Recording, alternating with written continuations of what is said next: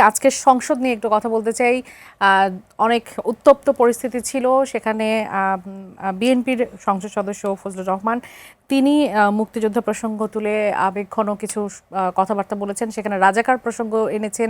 উত্তপ্ত পরিস্থিতি দেখেছি, 10 মিনিটের মতো সংসদের কার্যক্রম মোটামুটি বন্ধ ছিল সেই পরিস্থিতি নিয়ে। এবং তার পরবর্তীতে আমরা বিরোধী দল থেকে জামাতের আমিরের ক্ষোভ প্রকাশ করতে দেখেছি, তাকে কেন ইঙ্গিত করে কথা বলা হলো। পরবর্তীতে আমাদের স্বরাষ্ট্রমন্ত্রী তিনি বলেছেন যে মুক্তিযুদ্ধের ইতিহাস নিয়ে জাতিকে নতুন করে আর বিভক্ত না করার তিনি আহ্বান জানিয়েছেন। তিনি বলেছেন যে সংসদীয় কার্যক্রম পরিচালনার সময় তিনি সব রাজনৈতিক দলকে জাতীয় স্বার্থে একযোগে কাজ করার অনুরোধ করেছেন। এই পরিস্থিতিটাকে আসলে কিভাবে আপনি বিশ্লেষণ করবেন?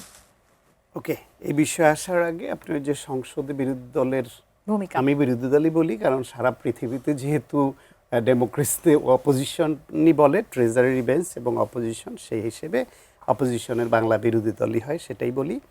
বিরোধী দলের ভূমিকা খুব হতাশাজনক। সরকার যারা কাজ করে, কাজ করতে গেলে তাদের ঠিকও হবে, ভুল হবে। ভুল তাদের হয় না যারা কোনো কাজ করে না।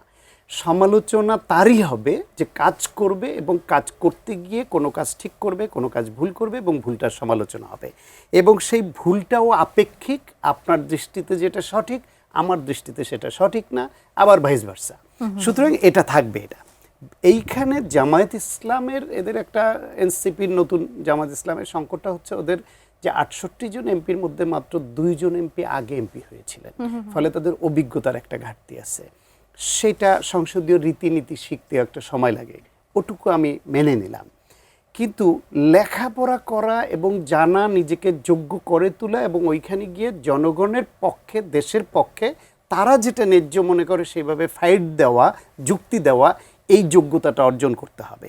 এই যে 133টা অধ্যাদেশ নিয়ে যেই আলোচনা হলো, সব হলো বিরোধী দল হিসেবে জামায়াত ইসলামের 2 জন সদস্য কিন্তু ওই বিশেষ কমিটির সদস্য ছিল। ফলে তারা সব জানতেন কোনটা হুবহু উত্থাপন হচ্ছে, কোনটা সংশোধন হচ্ছে, কোনটা বাতিল হবে। সব তারা, এটা সংবাদ মাধ্যমে আসছে, সারা দেশবাসী জানে, আবার তাদের সদস্য আছে। ফলে জামায়াতের আমির সহ, বিরোধী দলীয় নেতা সহ সবার কিন্তু এটা জানার কথা এবং তাদের এটা নিয়ে প্রস্তুতি নিয়ে যাওয়ার কথা যে আমরা সরকারকে কোন কোন পয়েন্টে এখানে সমালোচনা করব বা তাদেরকে অনুরোধ করব। তারা কিছুই করতে না পেরে বললেন আমরা এটা জানতাম না। ওনারা হুটহাট একটা বিল তোলেন আর পাশ করে নেন, আমরা জানতাম না। এগুলো একেবারে লেম এক্সকিউজ। মেইন কথাটা হচ্ছে ওনাদেরকে নিজেদের যোগ্য করে তুলবার কোনো চেষ্টাটা নাই। তারা বোধহয় বাইরের অন্য কোনো রাজনীতি বা অন্য কোনো ইস্যু নিয়ে বেশি ব্যস্ত থাকেন। এবার আসি, আপনি যেটা বলছেন যে এই সংসদের যে পরিস্থিতিটা তৈরি হলো এবং মুক্তিযুদ্ধ ইস্যু, সংসদে এরকম বিষয়টা হচ্ছে সংসদে এবং বাইরে সব জায়গায়।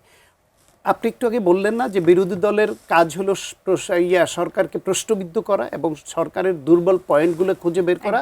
সরকারের দুর্বল পয়েন্ট কি? তাদের কোথাও অব্যবস্থাপনা হচ্ছে, তাদের দলের নেতারা কোথাও আইন শৃঙ্খলা পরিপন্থী কিছু করছে কিনা, রাজনৈতিক শিষ্টাচার বহির্ভূত কিছু করছে কিনা, মাস্তানি চাঁদাবাজি করছে কিনা বা বাধাগ্রস্ত করছে কিনা গণতন্ত্রকে, এইসব তো এইখানে কোথাও কোথাও তাদের ব্যত্যয় হবে। তার মানে এইটা হলো সরকারের দুর্বল জায়গা। বিরোধী দলের দুর্বল জায়গা যেগুলো প্রত্যেকের দুর্বল জায়গায় হিট করে, কিন্তু এটা হয়। বর্তমান বিরোধী দলের দুর্বল জায়গা হচ্ছে 71। সুতরাং ঘুরে ফিরে বাংলাদেশ যতদিন আছে ততদিন 71 আসবে, এটা আপনি এইসব অনুরোধ করে থামাতে পারবেন না। সেই ক্ষেত্রে জামায়াতকে তাদের রাজনীতি দিয়ে সেটাকে মোকাবেলা করতে হবে যে 71-এ তারা ভুল ছিল, সেই ভুলটা যদি কিন্তু দিয়ে যেভাবে তারা ক্ষমা চেয়েছে, এটা কোনো ক্ষমা চাওয়া না। তারা এখনো পর্যন্ত ওই সময় যে মা বোনের সম্ভ্রমহানি হয়েছে, যে মা তার সন্তান হারিয়েছে, যে স্ত্রী স্বামী হারিয়েছে, অসংখ্য মানুষ শহীদ হয়েছে, তার দায় প্রত্যক্ষ বা পরোক্ষভাবে কতখানি তাদের দলের এবং ওই সময়ের নেতাদের ঘাড়ে বর্তায়, সেটা নিয়ে তারা নির্মোহ কোনো আলোচনা, স্বীকারোক্তি, ক্ষমা চাওয়া কিচ্ছু করে নাই।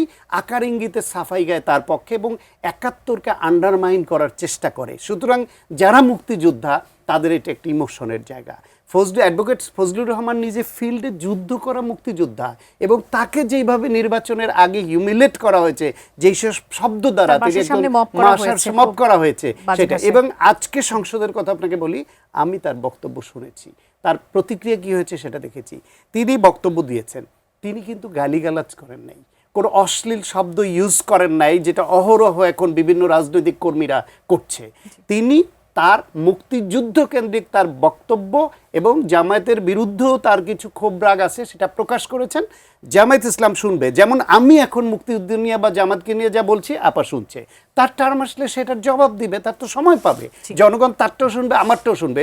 জামায়াত সংসদে ওই ধৈর্যটা দেখাতে পারেনি যে একটা লোক সে বলছে তার বয়ান সে তুলে ধরুক, আমরা 10 জনের বিপক্ষ বয়ান তুলে ধরবো।